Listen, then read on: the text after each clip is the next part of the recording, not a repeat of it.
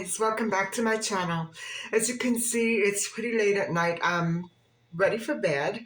And so I am just, relaxing with a cup of tea. And I wanted to let you know some of the updates that are going on and the novel that I'm reading. So there's a bit of an update, and it's so exciting and interesting.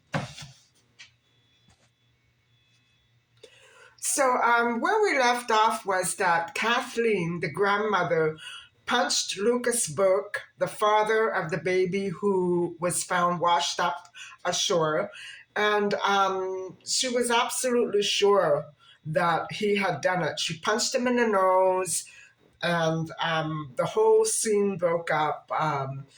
Lucas Burke left in a police car with Cindy, the policewoman, and another detective named Samuels. And so then that scene fades away.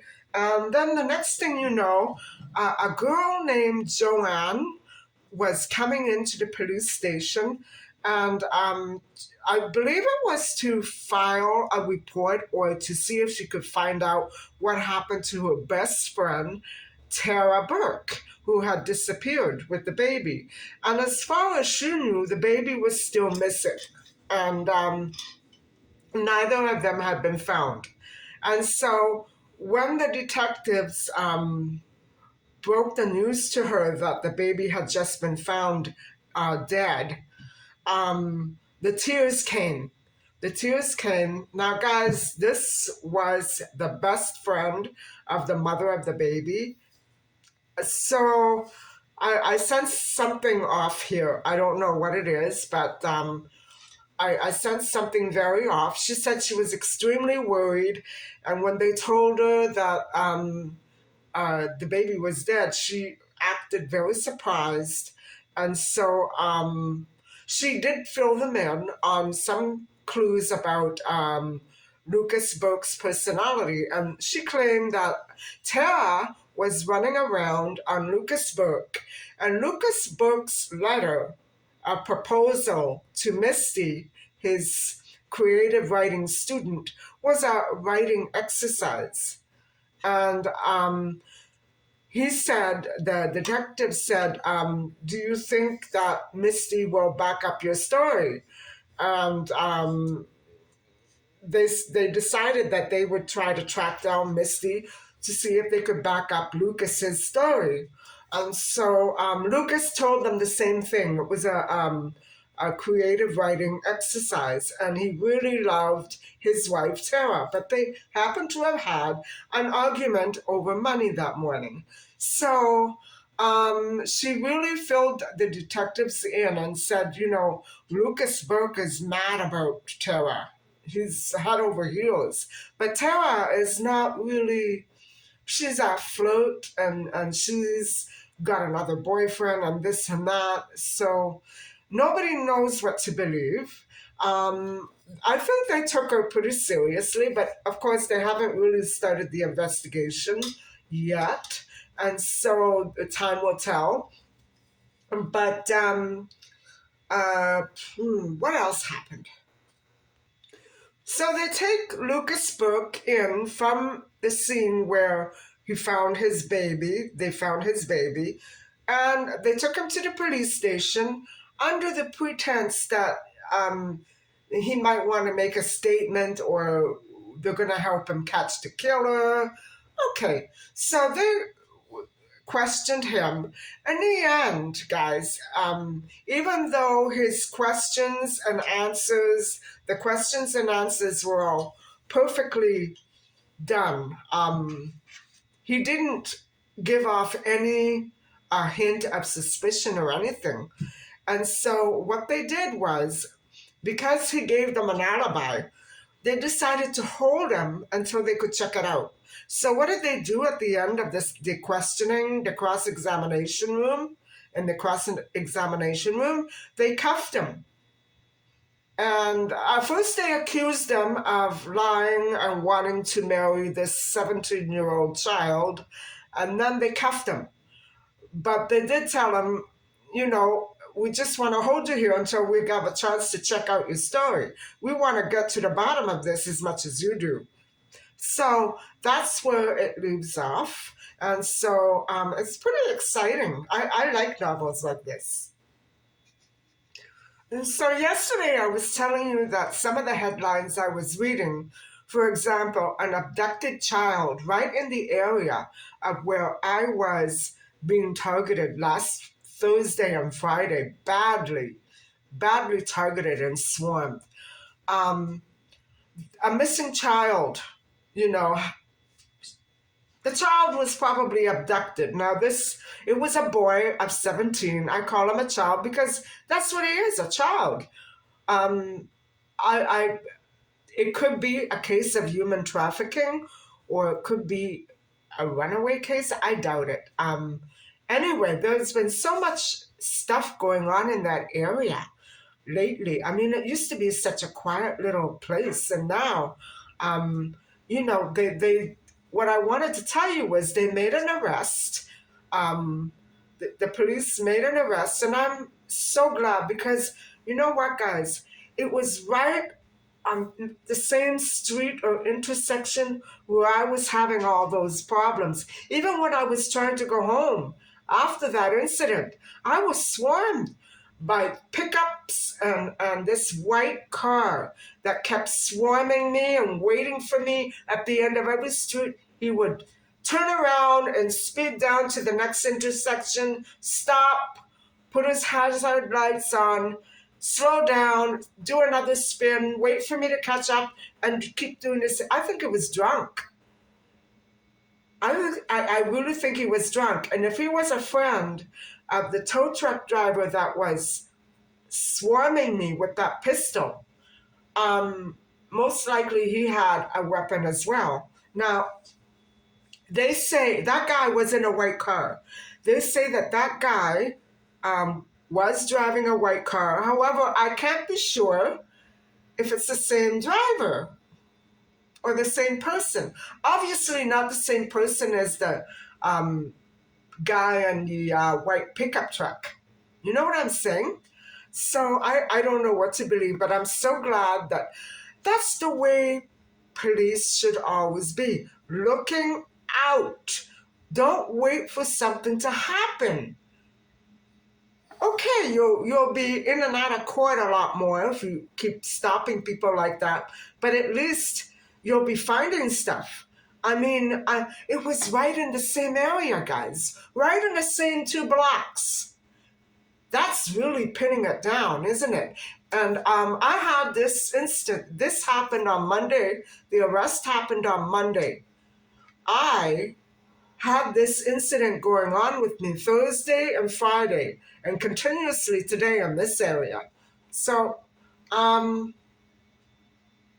don't know what to think, but I'm so happy that some police are at least taking life seriously and not treating an abduction like as though, nobody actually says this, but abductions are treated as though they happen to the right people and they're not necessary for society to function well, so therefore it's not as important. You know what I mean? It depends on who it is, which is crappy.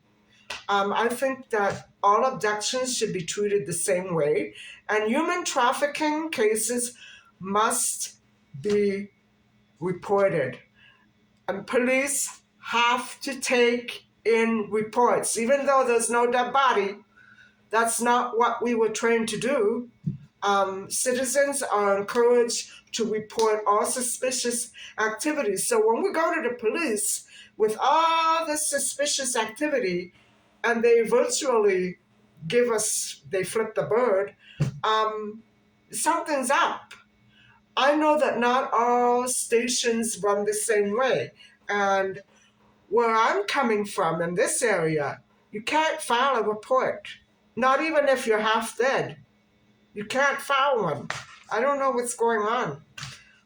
So anyway, guys, I'm so happy about that arrest. I hope that it's nothing and that it was just a drunk charge and it'll go away eventually. The gun was just there for protection. Who knows what his story is? But it was right in that area. So I don't know. I'm really suspicious about that. And so, guys, I finished my tea. And so I think I'm just going to go to sleep. And I have a big day tomorrow. I have to pay quite a handsome bill. And I want to make sure that it's paid because this is a service that was already performed several weeks back, and I still need other help, so I need to pay this bill. And I'm going to have to go into an investment because I don't want to touch the capital in the bank. So it's going to be a hustle. Every time I have to pay a huge bill, it's a hustle because I have the money in the bank, but when you don't want to spend that money, when you're saving up for something special, well, nothing's going to ruin that. So I have to get a good night's sleep. And last night I couldn't sleep, and so I hope I can sleep tonight. I'm having chamomile in the hopes that it will relax me a little and help me, help me dream. Because when I dream, I sleep much better. And so, anyway, I guess I will say good night for now. But I'll catch up with you tomorrow.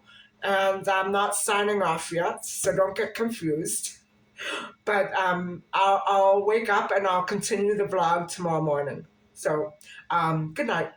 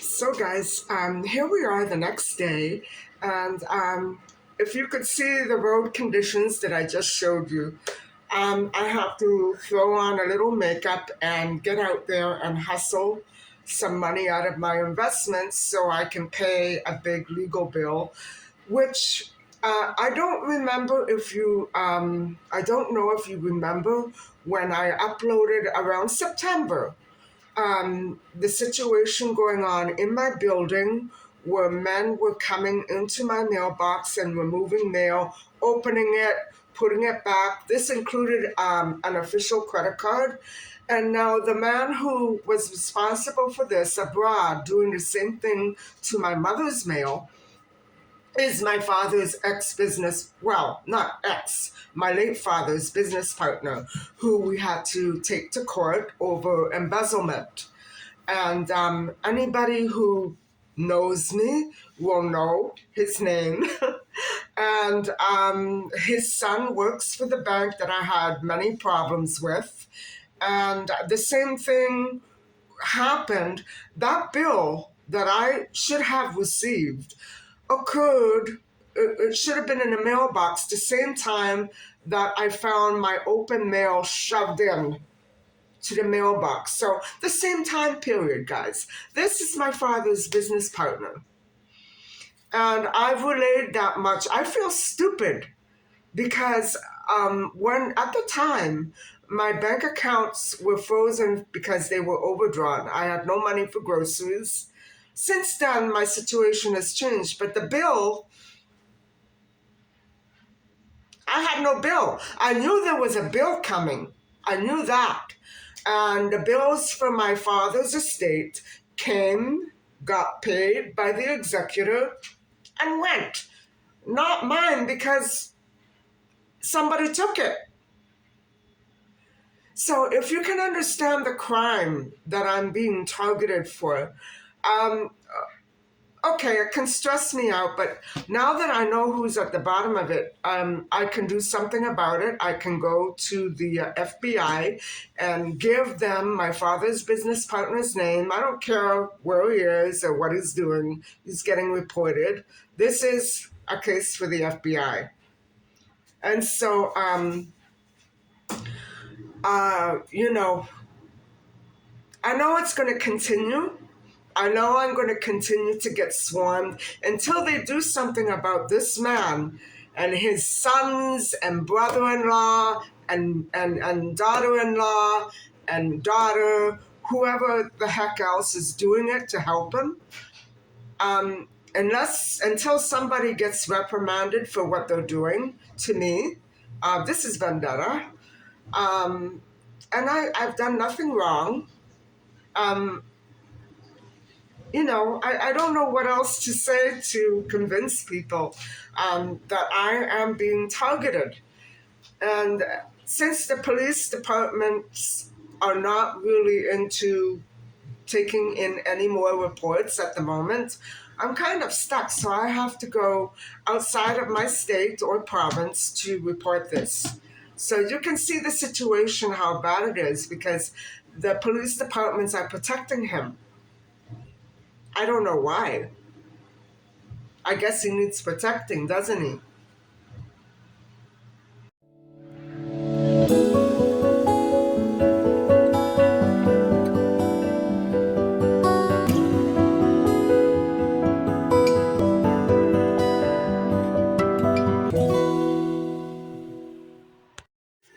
Hi, guys. Well, I'm letting you know that things progressed quite a bit today. I did manage to get my most important errand done and out of the way, and so I'm pretty grateful for that. I once I realized that my mail had been stolen in September, I went down to speak to the security guard, and he essentially told me if I didn't like the way things were going with my mail, that I should get out.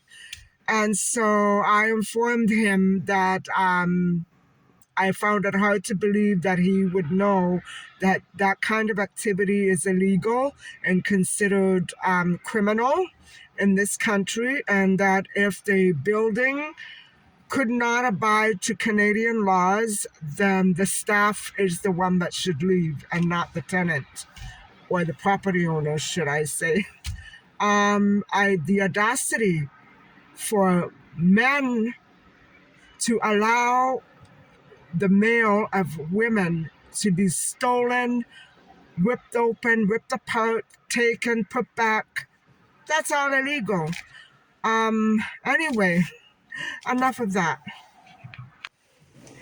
And so, what I just showed you this is the general area where I saw that white car aiming something at me and actually aiming at a house, going from intersection to intersection, swarming me, waiting for me, swarming me, and then taking off. Very crazy behavior, very close to here. And actually, it would have been the fifth or sixth vehicle that in 2 days that did that to me.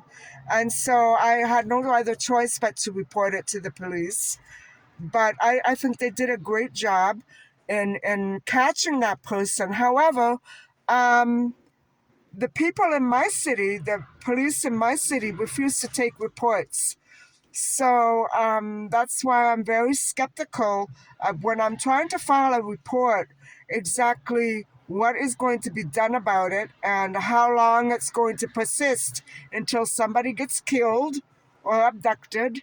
And then the police are going to be, the police station that refuses to take a report, they should be closed down. because I know as a fact that you're not allowed to refuse any type of report at all. Even if it's just suspicious behavior, you're not allowed to refute it.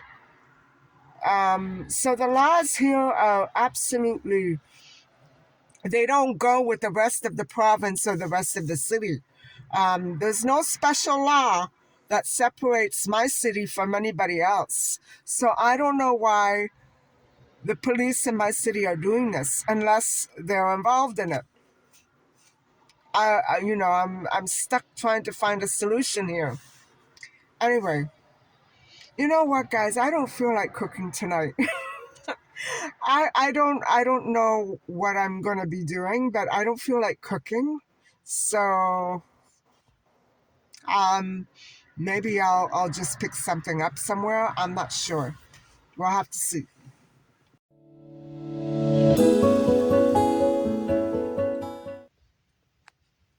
Hi guys.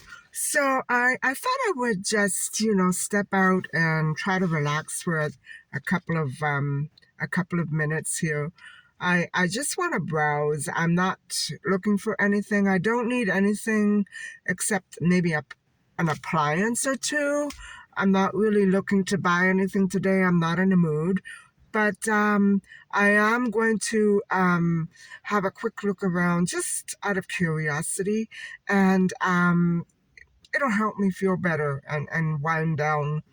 And I have to think of how I'm going to plan out my Valentine's walkthroughs because I absolutely love the Valentine's merchandise. I always, especially when I was working in retail, bought something like a stuffed animal or something like that related to Valentine's. I couldn't resist. So anyway, I'm going to actually go and pick something up for dinner right after this. I'm close by, and so I hope that you will continue to watch and stay tuned. I don't know where this day is going to take me. Um, I'm not wearing very much makeup, very little foundation, so I don't feel actually dressed. I'm not wearing anything on my under eye. I'm bad. I'm bad at this. Anyway, I'll talk to you in a little bit. Probably will take you inside with me. So hang on, and I'll switch the view and take you in with me.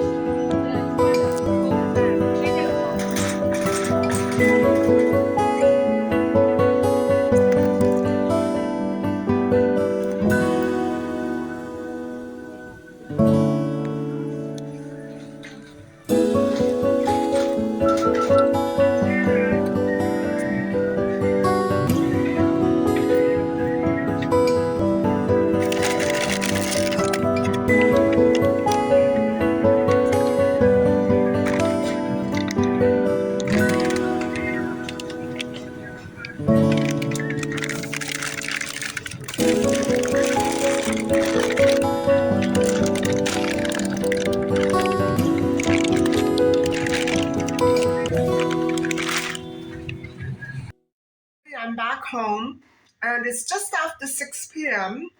I went to Walmart, and you know what? I did buy a couple of things, but only because I've been looking for them. I spent $23.56, and I'll let you have a look at what I bought. It's just a tiny mini haul and nothing to write home about.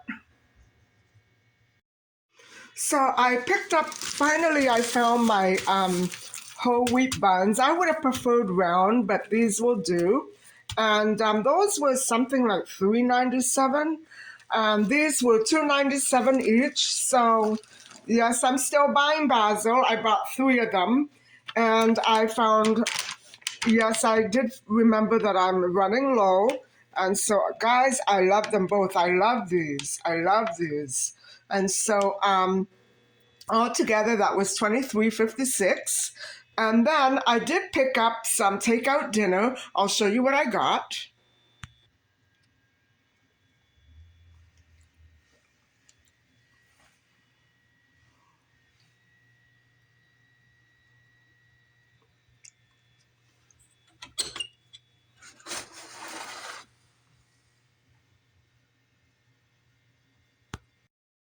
So my takeout dinner, which was two baked potatoes, a little bit of coleslaw, and some chalet soup, came to $18, and that's it.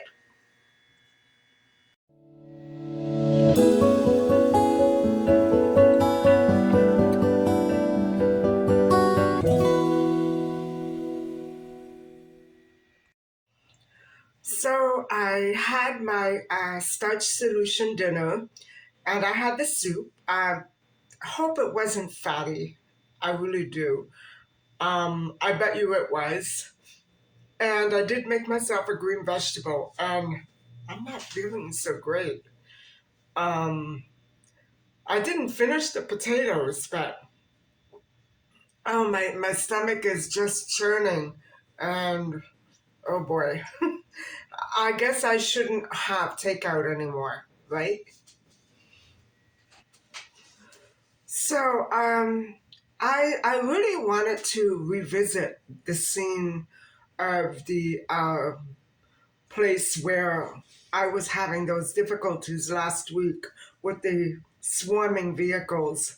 And I remember once being swarmed in that exact same spot by a fire truck. And I swear, every time I pulled over, the fire truck would pull over, to make it go through. Every time I proceeded, they would proceed. Every time I turned around, they would turn around. And so, are you following my path of thought? Because actually, if you are, you're doing a lot better than I am. I don't know what to make of it. I think that there's something wrong in this region. I think that at some point, many of us are being overtaken by a criminal cult, criminal groups that just have a sort of lawlessness about them that they can do whatever they want as long as nobody else gets in their way. That's what it seems like sometimes to me because I don't accuse any fire department of doing that. You know what I'm saying? You know what I'm saying? If you follow my train of thought, it's very confusing to see on the road and to have people come up to you and say, "Boy, if you need me as a witness, I'll vouch for you." And they took down license plates. So I know it's not me being confused about this. People are wondering what the heck is going on. And I'm sure it's happening to other people as well. And so I was reading another headline the other day, which describes how one young female went missing in that very area, just north of that area. And it would be, I remember doing a couple of uploads way back in the summertime, an area where my parents used to take me in the summertime for picnics and to go swimming, barbecuing with their friends. It was a beautiful spot. And it's more or less closed up now, except for maybe the tourist part of it. It's too bad. It's a beautiful spot. And a girl actually went missing around that area, right around that area. I believe it was about a year ago. And so, um, I don't know what to make of these instances. That area of the city needs to be really back to civilization, so to speak. It's really out in the sticks, but it's not that when you go there, you're out in the sticks. You're surrounded by criminals. And so I thought maybe um, I could briefly visit one of my old story times just to refresh your memories and remind you that I've been through the ringer with people that I know or people that I knew in the past. And I just wanted to briefly revisit the time where an ex fiance, well, we were still kind of seeing each other at the time. An ex fiance came to my job. I was expecting him because we were in the habit of going out for coffee or drinks after work. And he would come all the way from another area by the shuttle or by bus, wherever, however he was going to get there because he didn't drive. He had a license, but he didn't have a car. And so he came, he was in the habit of coming to my work, which is right up the street from where I live now. And we would just hang out. He would come into the store or he would go and get hamburgers and wait for me. I couldn't talk him out of this, guys. I couldn't talk him out of this. He was, I don't know what was the story about him. I know that he had mental health issues. I didn't know it when I first met him. And because I worked so many hours, various jobs, I was working at one point 2 full-time jobs. When I first met him, I was working between 50 and 70 hours a week. And I didn't get to know him well. I didn't get a chance to know him that well until it was more or less too late. And so I remember it was October, and I'm trying to remember if it was after my aunt passed away. I would say it was probably sometime after my aunt passed away. This would have been 2002. And I believe she probably passed away in 2001. I'm not sure. I could go and check, but just because I'm curious. I believe that she passed away in something like 99 or 2000. And because I remember working there where this episode happened, when after she passed away. I'm trying to remember it, the chronology of my story. And the chronology is important for other episodes to come. And, it has a lot to do with my a recent upload that I made last Sunday. And this is part of what I was, reacting to in that upload. And all the people who have left the earth and how much I miss them. But this person, I think he's still around. And anyway, so it was September, October, around there. And I remember it was cool. It was getting cool and the nights were getting shorter. And I remember he came by. Now, I wasn't in the habit of taking a break, but because of a discussion, I usually do have this discussion at work, at my various jobs that I had in the past, that I never take breaks. And this is going to describe precisely why I don't like to take breaks. But anyway, okay, here it goes. So, as I was saying, the store closed at about 9 p.m. And it would be the walkthrough that I did with you, the Party City walkthrough. Only then it was called something else, but it's the same company. It was the same location, the same store, the same setup.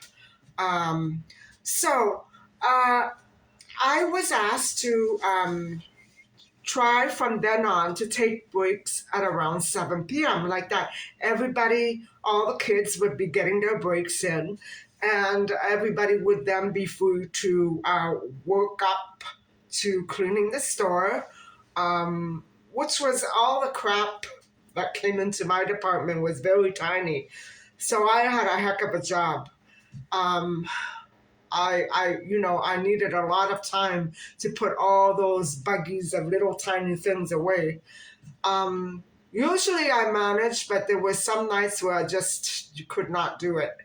And so anyway, um, around 7 p.m. it rolls around, so I don't know if I took off my smock or not. It was like a Hawaiian shirt or a blue shirt. We changed uniforms from time to time.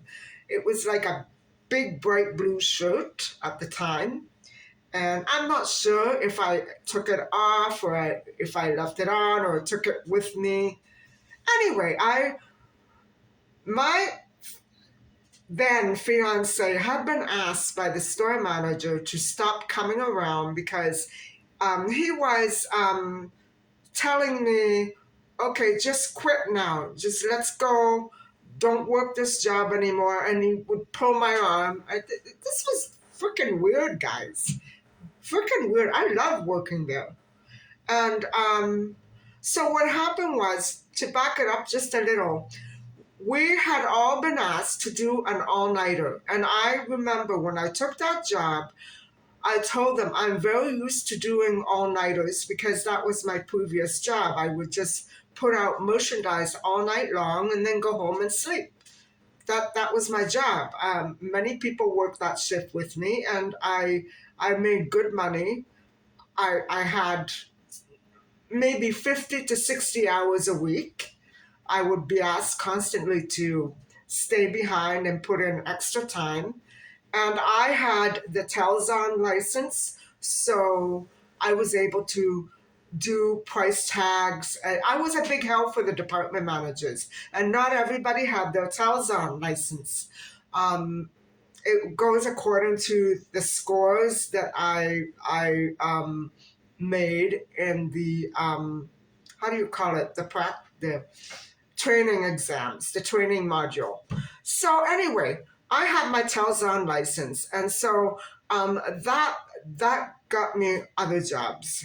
I had a lot of experience doing the flyers and this and that. I wasn't the only one doing flyers in my departments. We all did it. Department managers, store managers, me.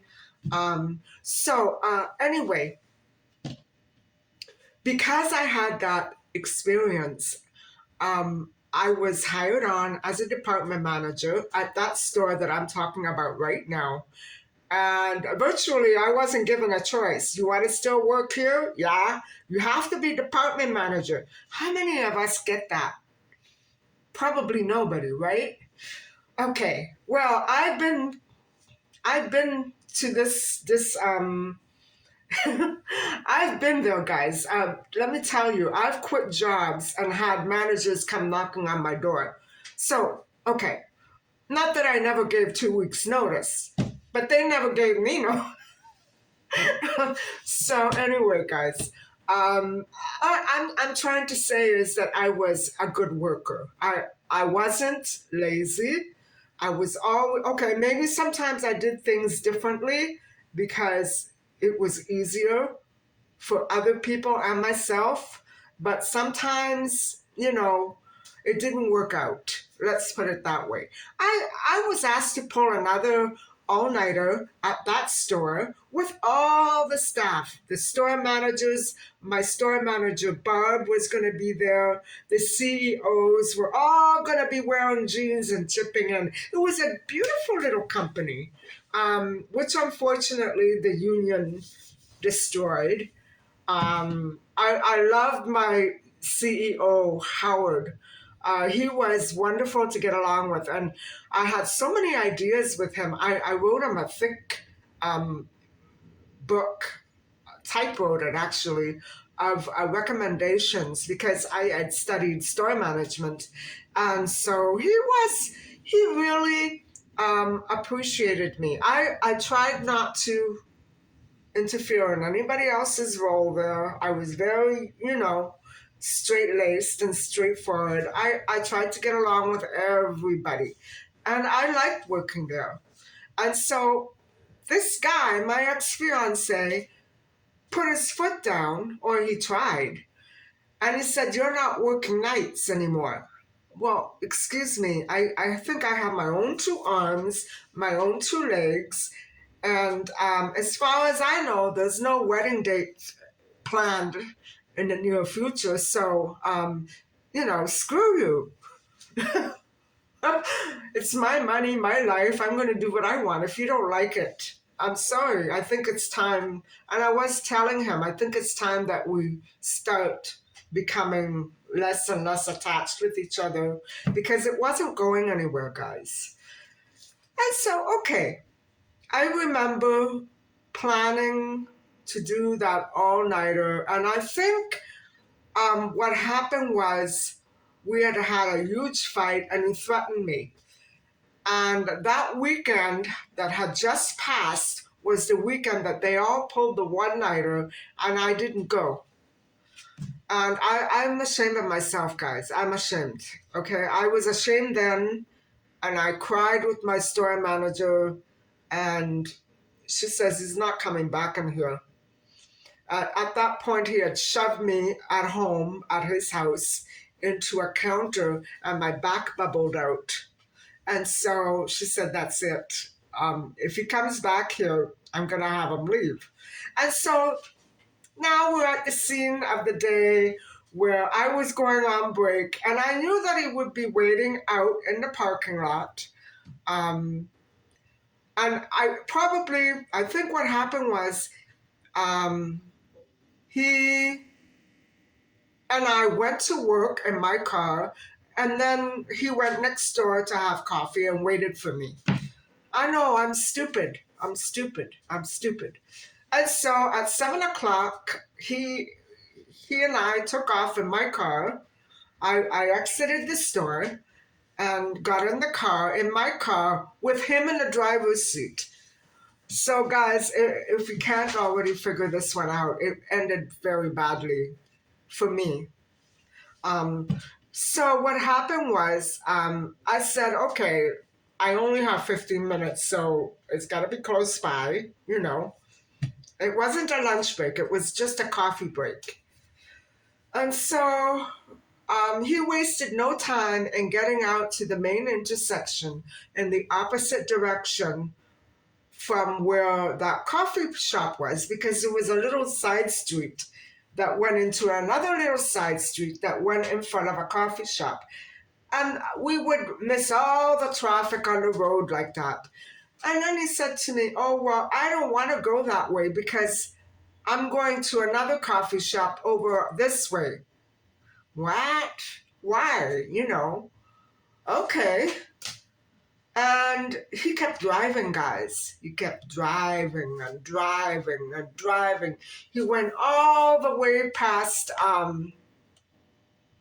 the downtown area, which is the east part of my city, east and south. Okay, so instead of going all the way downtown, he went east, and then he got on a highway. I couldn't for the life of me stop him because I was screaming my lungs out. And I didn't know what to do. Because he was speeding so quickly that if I tried to open the door, we would already be flying. And I think he even must have ran a light or two because he didn't want me to get out. So he kidnapped me. And anyway, we were in the car, and you know what, guys? Nightfall came. Dusk, nightfall, and we were driving and driving. He was speeding like a maniac. And now I know why he didn't drive. And so what happened was, to make a long story short, I got his wallet. It had either fallen out on the seat or he took it out when he made like he was going to go and buy coffee.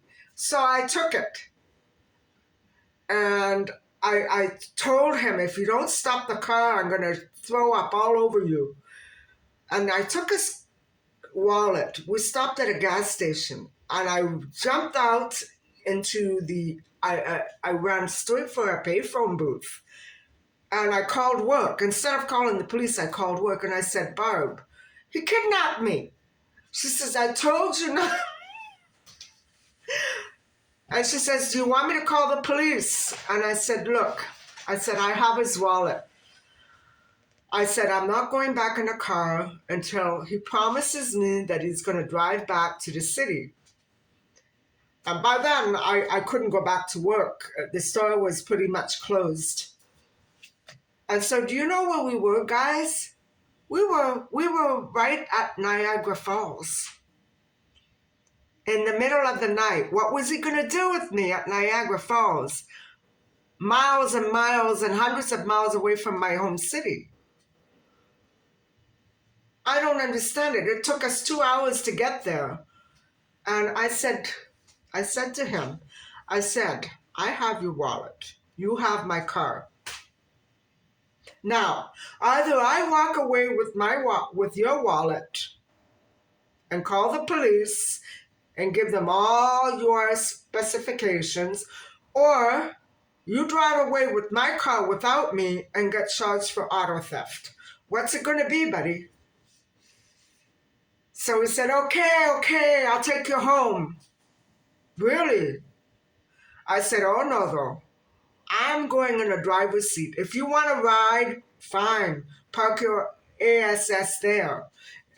Unless, because I didn't know how to get home, guys. I don't drive highway. And so what happened was he slid over into the passenger's seat. But before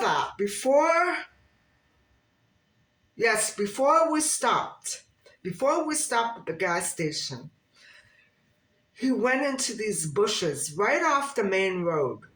And I said, where are you going? This is nowhere. There's no street sign or anything like that. It was like a little forest. I started screaming, guys. I started screaming my head off. And so passing cars began to stop. Thank God it wasn't far from the main road, which was a highway. And somebody said, are you okay out there? Do you want me to call the police? I said, I'm okay. I think we're lost. I said, just tell me how to get back to this and this street, which was the only street that I knew that would lead me back home. And he said, just right here, and you're there. Oh, thank God. So, and that's when I called work. I got into the driver's seat. I went to a gas station. I took his wallet. So, anyway, it took hours. Because I was going slow. I didn't speed like he did. And so, guys, we broke up. If you want to go back to the original story, it might have been my second or third upload when I started this channel. You're welcome to do that. But what I'm trying to say is that experience of being kidnapped by somebody I knew very well for over 2 years, do you know what that does to a human mind? You know what I'm saying? And I was probably almost abducted about 3 summers ago now. And it's not a nice feeling to have somebody rushing at you while you're in the middle of the road waiting for a light to turn green. And they're trying to get the door open. Yeah, buddy? This city is very violent. And I think, I'm going to say it again, it all stems from this place. The people working here, probably the people working here, I know that there are things going on here that are illegal. have been going on in the past that are illegal. And I know that it's coming from this. Now, whether my father's business partner is involved or not, I can't say, but I know that the mail theft, that's him. That's my father's business partner. That's him. I don't have to think about it. My mother and I went through it. And so that's why when I tell these creepy stories, you might think I'm creepy, but I'm telling them for a reason, because these things actually happened to me. And I survived to tell the story. There are more stories, but I haven't told them yet. So bear with me and be patient. I don't know if I'm still suffering from post-traumatic stress disorder. I'm pretty sure I am, but because of all these things that keep happening to me, it's not going to go away. And so I'm not saying take everything that I say with a grain of salt. I'm probably saying the opposite. I know what I'm talking about when I say that something is very wrong. It's not a feeling that just comes over me. This is going through it so many times and not being able to get myself out of this turmoil of I don't know what you want to call it. It's vendetta, crime. I don't know what it is, guys. There's no name for it, and that's why there's no law against it. So anyway, I think I'm going to go and read some more of my book now. And my stomach really did some flip-flops before, but I think it's okay now. Oh, no more eating out. No more takeout.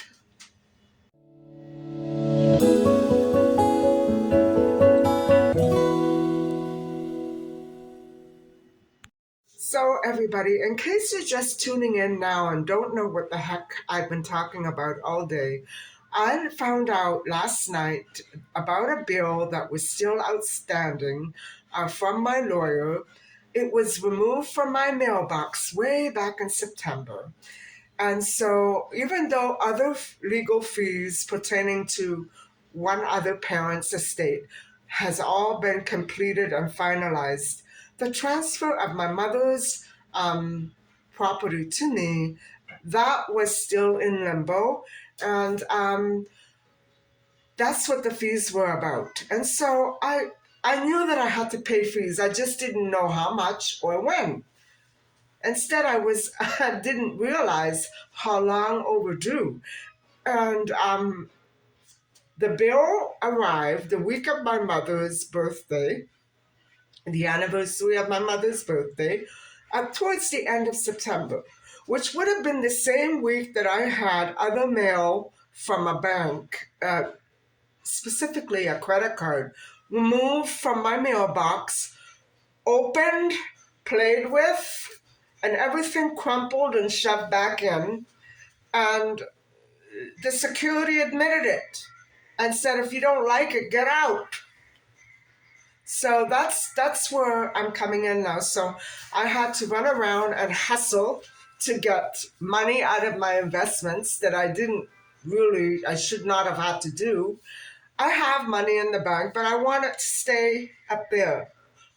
I don't want it to come down here. You know what I mean? I want to leave that. So I got money out of the investment, and I should just cash everything in. And I sent her a check today. I told her it's coming. I sent it first class mail. It's going to get there tomorrow or Monday, the latest. And guys, this is my life. This is my life. It's not a life. It's not a life. Comparable to prison life, yeah, I'm pretty sure from what I hear.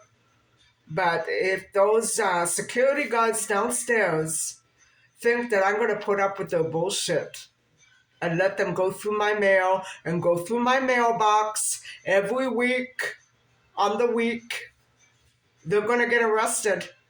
I've already been told that. I made a phone call this afternoon, and they're all under investigation for other crimes. You know what, guys? Luxury living ain't what it's cut out to be. It's not. So think long and hard before you sell your home. Stay there. Don't move. Anyway, guys, I'm sorry that I've griped and ranted. This video is going to my playlist, my rants, but I can't help it because I'm at the end of my rope, and I just don't want to continue talking, because if I do, I'm going to start screaming. I need to go to sleep. I need to relax and have a nice, pleasant dream. And you know what? Tomorrow, guys, I don't have anything to do except wait for some other bullshit to come in the mailbox. So anyway, I try to promise you tomorrow a more normal video, a more normal upload with a little better content. But this is what my days are like in the wintertime. I don't have a life. I don't. And so, guys, I think I'm going to cut the video short. Going back to read my book. I'm at the point, chapter 28, where the police go to Luke Burgess's house, and they have a search warrant, and he tells them to go to hell. He slams the door in their face, and then he just takes off. He leaves them there. That's what I feel like doing today, telling everybody to go to hell. You know, everybody who's been giving me a hard time. But no, my subscribers keep me going. Anyway, guys, I love you all. Thank you so much for watching. And please don't forget to like and subscribe. Bye for now.